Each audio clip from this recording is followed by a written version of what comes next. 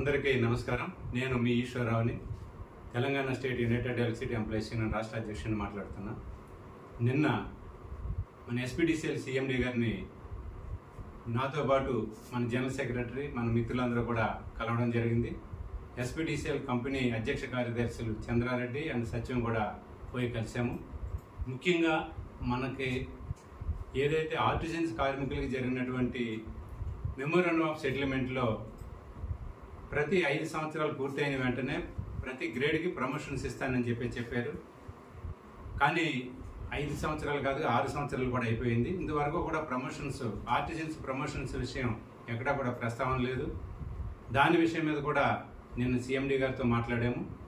ముఖ్యంగా ఈ రోజున ప్రతి నెల 7,000, 8,000 నష్టపోతున్నటువంటి artisan grade 2, grade 3 and grade 4 ఈ కార్మికులు ప్రతి నెల కూడా ఒక్కొక్కరు 7,000 నుంచి 8,000 నష్టపోతూ ఉన్నారు.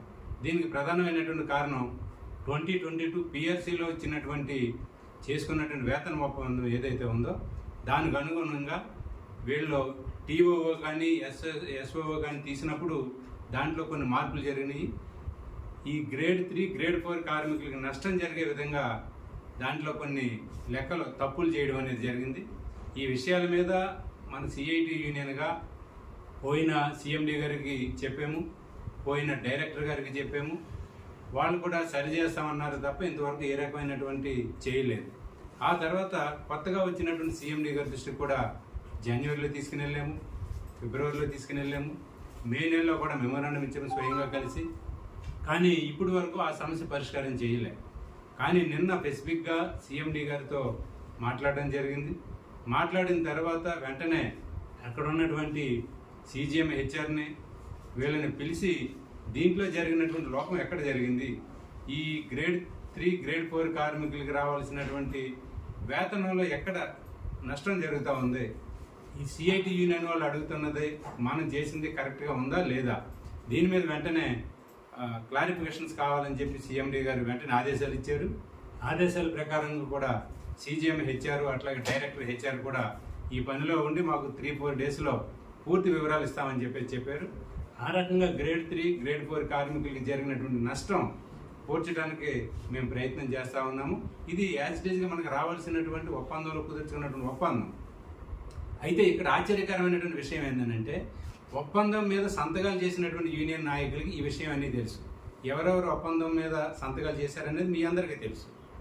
ఈ ఒప్పందం మీద సంతకాలు చేసినటువంటి నాయకులు ఇప్పుడు వరకు గ్రేడ్ 3, గ్రేడ్ 4 నష్టం జరుగుతూ ఉంది, దీని మీద ఏమైనా కూడా మనం మాట్లాడాలి, ఏదైనా చెయ్యాలి అనే విషయం మాత్రం ఇంతవరకు కూడా ప్రస్తావన తీసుకురాలే. కారణం ఏంటని చెప్పేసి కూడా మేము సిఐటి యూనియన్గా మేము ప్రశ్నించదలుచుకున్నాం. అంటే ఆర్టిజన్సే కదా, వాళ్ళు నష్టపోయినా పర్వాలేదని అనుకుంటున్నారా, లేకుంటే ఆ నాయకులకు తెలియదా ఇక్కడ నష్టం జరుగుతుంది, ప్రతి నెల తక్కువ వస్తుందనే విషయం, నష్టం జరుగుతున్నట్టే తెలియదా? దీని మీద కూడా ఆర్టిజన్స్ పరిశీలన చేయాలని చెప్పేసి కూడా నేను విజ్ఞప్తి చేస్తా ఉన్నాను. అంతేకాదు ఈ రోజున ఆర్టిజన్సీ యొక్క కన్వర్షన్ కోసం కూడా సీఎండీ గారి దృష్టికి తీసుకుని వెళ్ళాము.